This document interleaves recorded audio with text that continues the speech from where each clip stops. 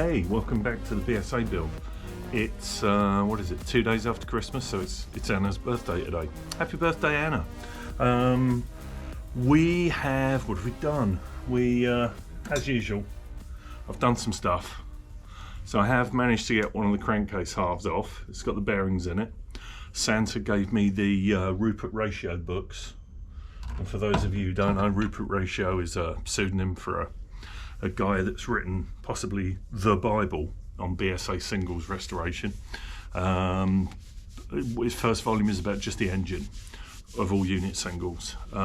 His second book is about the rest of them, the rest of the bike, like running gear, chassis, frame, oil tank, fuel tank, all that kind of stuff, with a what fits what piece, which is quite interesting. And then the third book, very little thin one, is all about the specials that were made, sort of like the trials bikes and all that kind of stuff. So one of the things that he suggests, because I've still got the crank half stuck in, is to build a box with a hole in it so you can ease the crank out using a special tool, which I've yet to make. I have been sort of stuck and looking at the working on the oil pump, but I've got it off, which is great. So this is the cast zinc oil pump, which apparently is the worst. No, it's not bad, but when there's no play, there is no. Oh bloody hell, it's tough too. It does turn. It's very stiff though. So I don't know if it's a good thing or a bad thing. I'm going to clean it out, run it through some cleaner that I've got. The comrod's pretty in good shape actually. What was very interesting with the nuts on the comrod, they were a bit more than finger tight, so that's these. I'm going to invest in new ones. This one's got a bit of a ding in it, so I'm not sure what that's about, whether someone tried to peen it to make it tight or whatever, but they're pretty much knackered by the look of it. The thread doesn't look too bad, but so we'll have new ones of those. Probably end up with new comrod bolts as well. Looking at the, oh, you poor little thing, look, and notice this, vice marks. It's been in a vice. What fucking clown has done that? Well, I'm going to clean that up. I should be able to polish. Oh, that's a face though, isn't it? Maybe I can put it on the. This is a surface plate, so I'll put some wet and dry on and try and just ease those points up. New. Oh, why would you do that? This thing amazes me. So, anyway, so more stuff to be done. I've managed to borrow a set of Whitworth sockets and wrenches. Everything on the engine is Whitworth. And you can see, looking at the back here, this lug here is all welded. So that's my dog. Oh, I didn't even see the heating mark in the back. So that's a weld repair. Someone's popped through here as well, so that's going to take a piece of plastic metal, I think, just to cap that over, stop the oil coming through. And that's about it. I've got to clean the cases up. I've got to get the crank out. Is the crank sitting hanging on the other side? Then we've got to take the sludge strap out and do all that kind of wonderful stuff. So that's what we're up to today. Do have a birthday party to go to, birthday lunch and then a dinner. So my time in the garage today is short and swift. And my dog's barking, so we've got to get him in. But let's start on a few things. Okay, so mineral spirits, oil pump. What I'm going to try and do, you're not going to see much because I can tell you that the shaft goes tight and slack.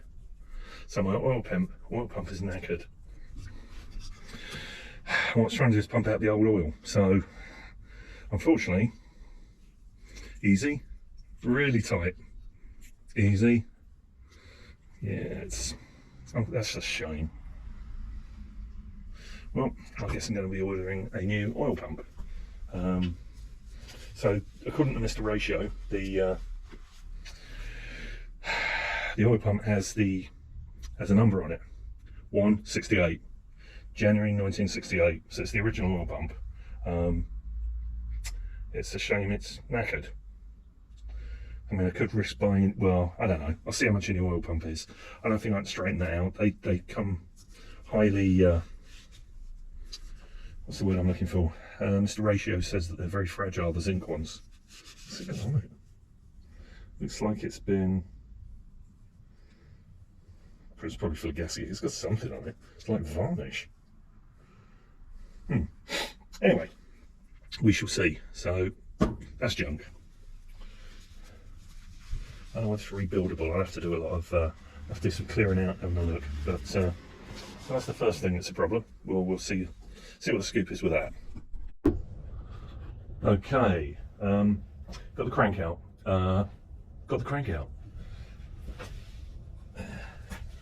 There's the other engine case in the frame. Other engine case is here on the desk, so that's 2 halves. 2-inch micrometer, and we're just going to go in and see what the fit in the hole. Come on, that'll be funny if it doesn't go. So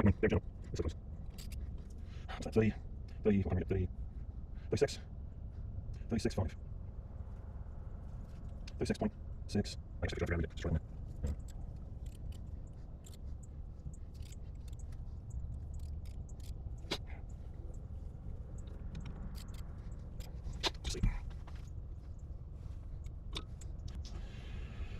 Let's take a picture of that. Because I can't. This is the problem getting old. Can't really see stuff. There we go. So we'll call that that. Should probably. I'll do it a few more times. I don't want to mark the journal. That's the only thing. Don't know whether I can get in.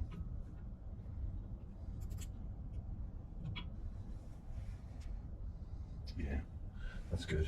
So we'll go with that. I should take the journal, the caps off the comrod, and see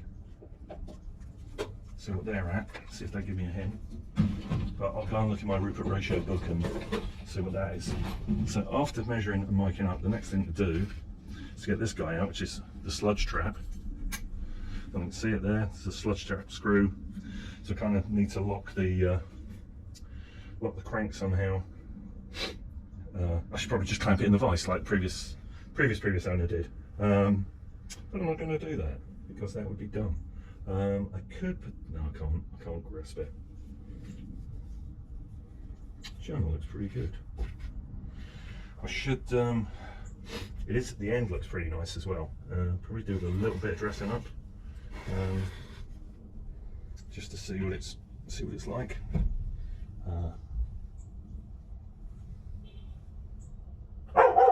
Sally. The end has got a few score marks where things have been pushed and pulled on it, but I suppose that's to be expected. But anyway, there's the crank for the BSA. I will endeavour to get the sludge trap out and clean it out, and then we'll start the reassembly once I've cleaned up the cases. Give everything a thorough wash off in paraffin, and start putting it all back together. Hurrah! Hey kids, we're back. We're back to this. It's day before New Year's Eve. The crank is sitting here in the vise. I've got my soft, friendly pants. Got my soft jaws on. Protecting Jones with a couple of bits of wood. This is the sludge trap that I've been trying to, or sludge trap plug that I've been trying to get out for the last million years. So at least that's what it feels like. I've had heat on it. I've tapped it. I've slaughtered virgins to the god of sludge traps, and it's all been no good at all. So now we've come to the very last thing, which is drilling a bloody great hole through it, and then using a spiral screw extractor to try and get it to budge. So that's what we're going to try and do, and we'll see how it goes. So I've got the plug in there. Let's see if I can use an adjustable. Just see if that's going to bite. That's flaming tight. Oh, there's movement. Oh, you beauty. You beauty. Here she comes, just a walking down the street singing. Oh, that stinks. Yeah, that's smelly. Let's just rotate this around and get some sunlight on it. Okay. So this needs a good clean out, surprisingly, but I don't know whether you can just, my head's in the way. I want you to see, there you go. It's full of crap down there, so that needs a good dig out, and also obviously the metal shavings need to come out of there as well. Right, so there's the crank in the, I've taken it out of the vise now. So just looking at it's fairly clean. I've cleaned the journals out. Right, so we're going to go back to the cases now. I obviously need to get this little guy out because it's made out of plastic. So that's the gearbox dipstick. We should get that out. I've got to take the sump off at the bottom. Then we're going to clear everything out, clean everything out with gasoline. Get rid of all the swarf and the gunk and the knackered gasket goo that's everywhere. And then I'm going to put it in the grill and drop out the main bearings and the high speed bearing. Well, I'm not even sure it's called the high speed bearing, it's the drove shaft bearing. Unlike the T140, these are readily available, or at least the good ones are. On the T140 they're not, so I've actually got a used bearing in that one. I'll try and save it. It feels pretty good, it's not too crunchy, and those feel really good as well. That feels really good, there's no lumps in it, so maybe if I can clean it out and just wash it and everything's good. What's this one like? See, that one's really good too. I don't want to spend money on something I don't need, but is it foolish for the sake of 60 bucks for 2 bearings? Maybe I'll replace them anyway. Mr. Ratio suggests that, so that's what we're going to do. So let me just move you, and we'll take the sump off. Alrighty, so we're going to pull the sump off.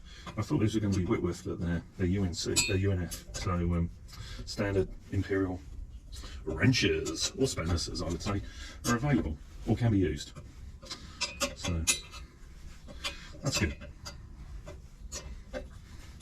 Why don't you use a socket and a ratchet? Because I can't be bothered. It's a good way of panning out the videos as well. And then my favourite storage, takeaway food pots. Very good for keeping the nuts and bolts in. You can write on the covers or stick a piece of masking tape on the covers and write on them. Spin this guy around.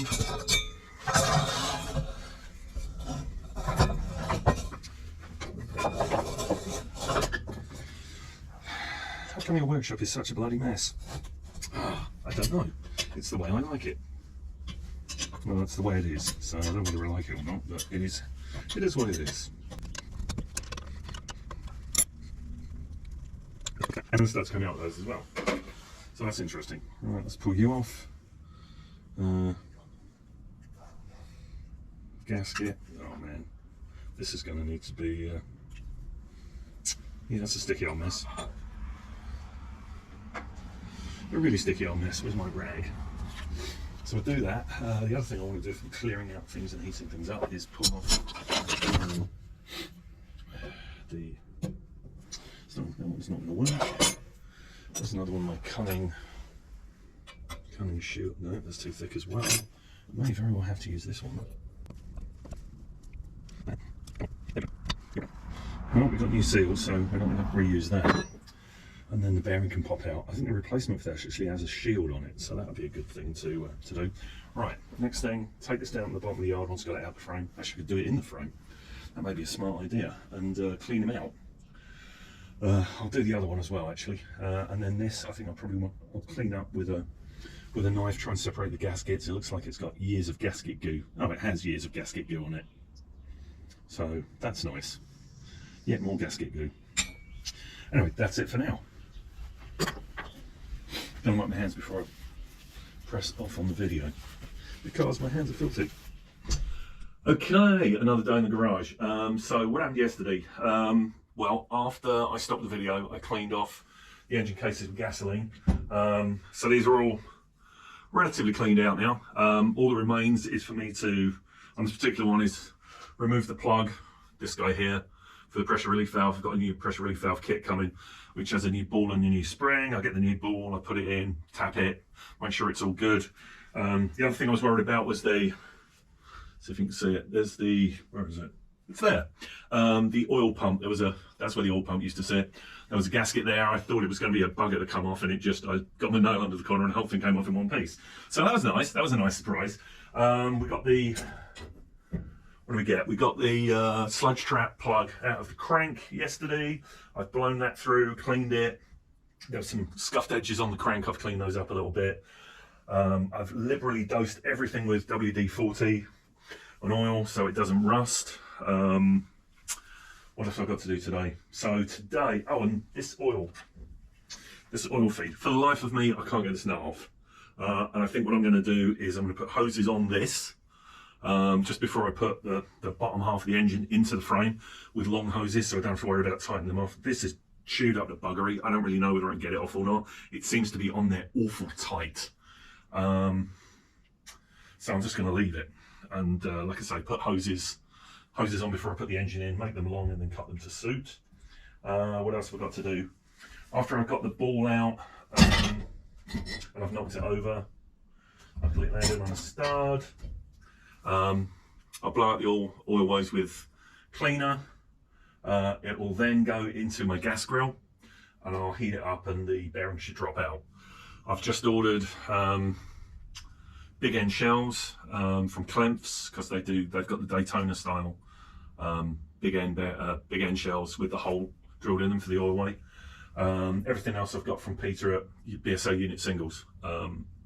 So there's a box of stuff coming to me from him as well, so those should arrive, I would say, by next weekend, which is great. And today's New Year's Eve, so Happy New Year. I will turn this off, position the camera, play around with a few things, and try and record it and be as informative as ever. All right, so here's the plug. This is the plug which has the pressure relief valve in it. It's actually, I thought it was going to be Whitworth, but it's not. It's 13/16 unified. So we're just going to, oh, that's not very tight at all. Lovely, that came off really nicely.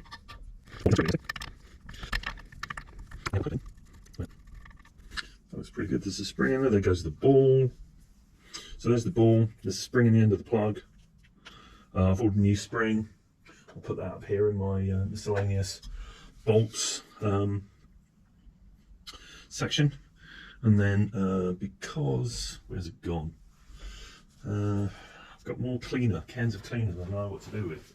But none handy, so let's just put a little squirt in there.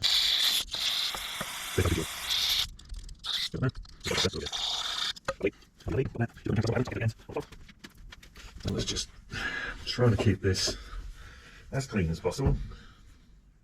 Everything will need a good dusting out when it's done. Should do it. And then I've got to blow out all the fixing holes as well. I really don't want any oil or anything in here.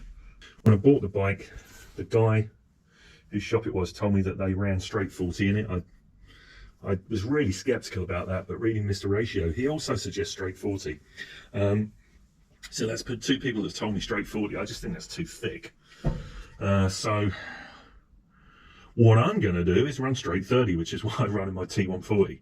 And that was told to me in person by the guy that built my engine. So I kind of trust him, even though it was a Triumph, not a BSA, but he's got British bike experience. The other thing I'm going to look at is this. This is the pickup tube from the sump. I want to get in there, and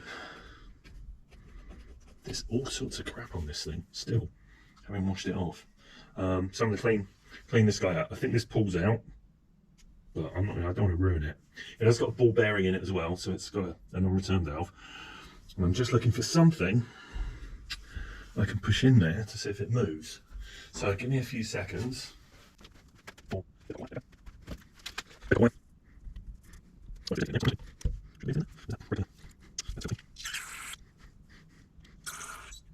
No, well, there's nothing in there. I'm going to have to go and check the parts book and make sure there's... So the rest of the thing that I'm going to do today is I want to clean up the gasket surfaces, get rid of all the gasket that's left on here. That'll be a combination of brake cleaner and patience and a plastic scraper. Stanley knife blade or a box cutter blade just to pull across and clean up. So that's what I'm going to be doing next. Probably not the most exciting video work. I'll probably video when I put them in the grill to drop the main bearings out. That's what I'll do next. So the grill's on. Here's what we're going to do. We're going to put this chain case, this one right here, in here and let it sit for, I don't know, 20 minutes maybe at 200. And hopefully this bearing will drop straight out. That's the plan. So when it gets up to temperature, I'll pop it in, wait 20 minutes, and then open the door and we'll video that. Hopefully it won't be full of molten aluminum.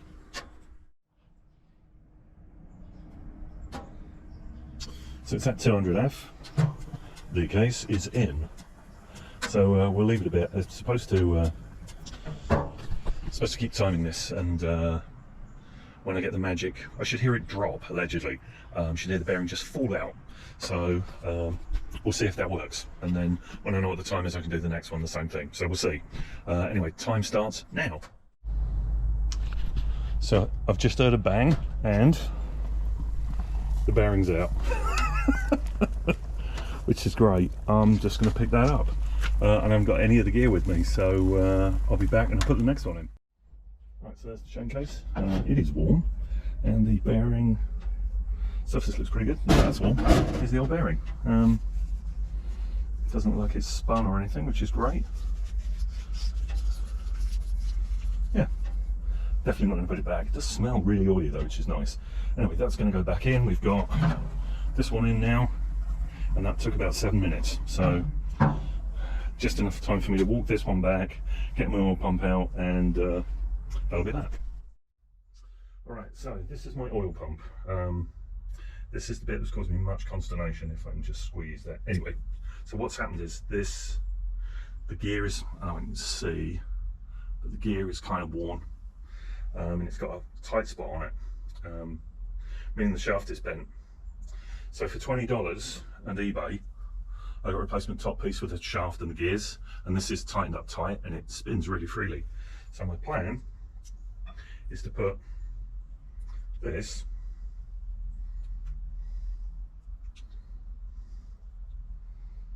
in, or at least on, there, and run that as my pump.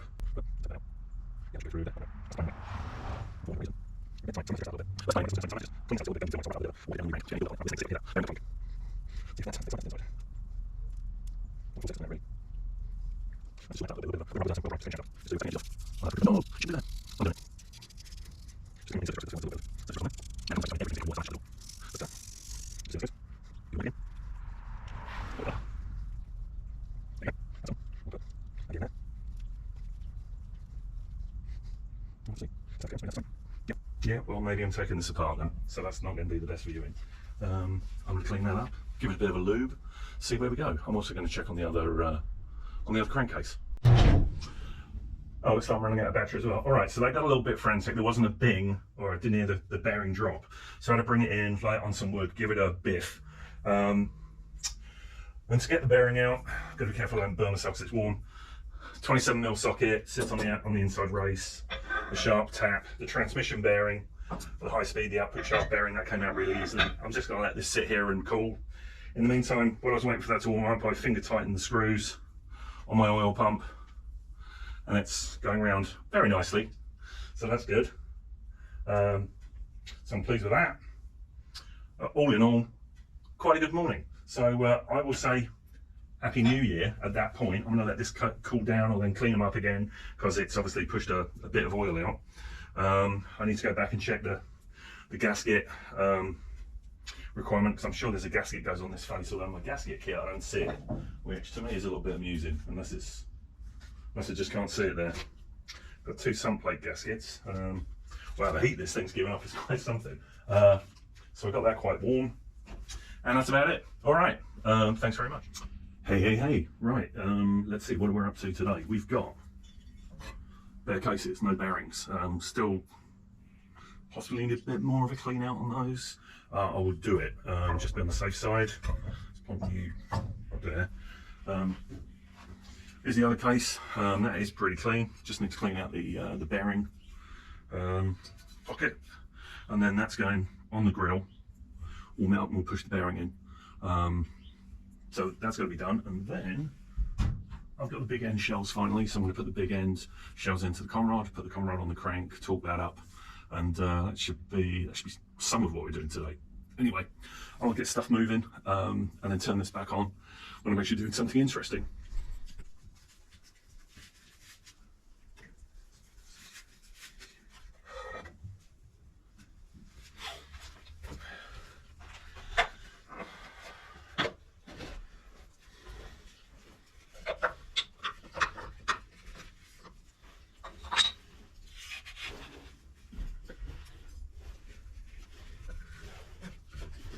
Oh, I'm going to use that.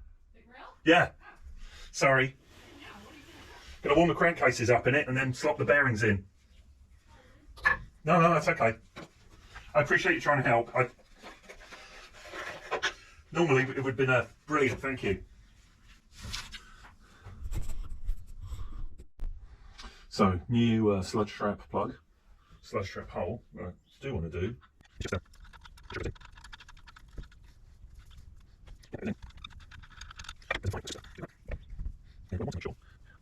really want a slightly bigger screwdriver because my screwdriver, that's a real wide slot and it's a little bit floppy. I do have a bigger screwdriver, so let me go see if I can find one. Best thing I could do for a screwdriver is my impact driver, which has got the biggest head I've got, so that's what I'm using. I'm going to screw it in by hand though, I'm not going to whack it in. I'm just going to put a little bit of, well, it would do if it had locked up. That's interesting. Well, lock type stuff is good because it's locked up.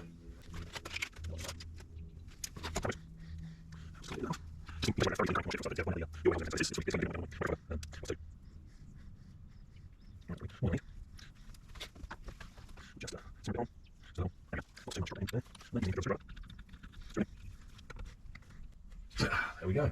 That's tight. Now let's just get. It's also bloody cold, so let me dip the end of my glove in some gasoline. It's one good thing about having a super clean workshop, you know, that it's not cluttered. You've got so much room, nothing gets polluted with anything else.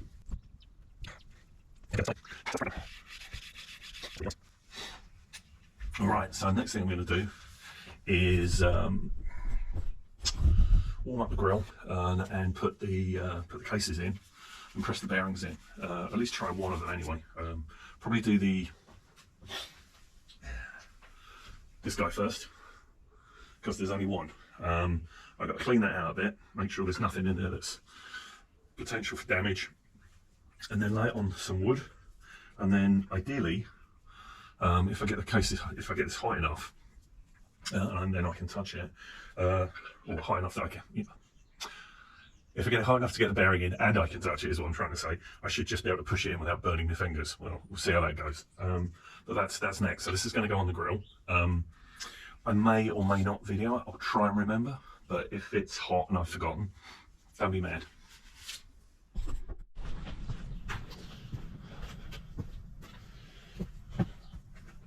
Nice temperature. And warm it up. Been in there about 5 minutes. Going to give it another 5. And that should be good. So new bearing. Let me bend down. Haha! I'm off to get the cases. They're going to be bloody hot, so I'm figuring I'm going to start the recording because when I get them in, it's a bit of a walk from the grill to here to sit them on here and then press this in. So hang on a minute. Oh, all the way up. Oh, bloody hell, that's hot. That's hot. That's very hot. Let's get you there like that. And new bearing. Well, you saw that was difficult. That just fell in. So what I'm going to do is put that there and that there. Let's keep some weight on it. That went in really easy. Good job, good job. That's going to cool, and that's it for today. Hey, welcome back. So since I put the com rod on the engine or on the crank, I did a bit of research. The com rod itself had no cross drillings from the big end journal out, and it had no grooves in the side, which basically is not good for oiling. That's the best way I can put it. So the latest, or the most efficient version, has 2 scallops out of the com rod at the 12 o'clock position of the main rod journal, much like this. You can just see there's a little scallop there, which allows oil to spray up the barrel. And because this bike had a seizure, or seizure, locked up, let's use that because I'm not sure I'm pronouncing that correctly. How many cups of coffee have I? I've probably had enough coffee. Anyway, because it wasn't lubricating properly, I got a bit panicky, and basically I've bought a fancy forged steel H-section connecting rod with the latest You can see it there, the little scallops out to spray oil up. It's high tensile steel, forged. It's very fancy.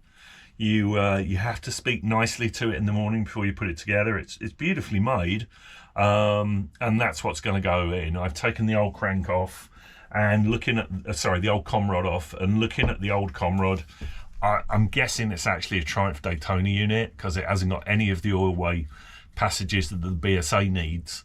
And I'm guessing that's why it's seized up. Well, that's one of the reasons why it's seized up.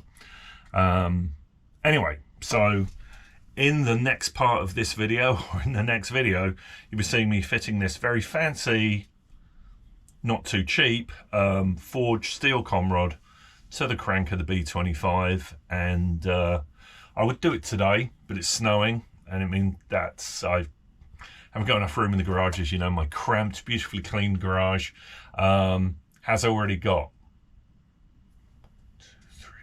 5 motorcycles in it, so there's not much room to do anything, least swing a cat or fit a comrade. So I'm waiting. So when it stops snowing and there's room to push the bikes out without them getting dirty or wet or crappy, we'll do that. Anyway, stay tuned.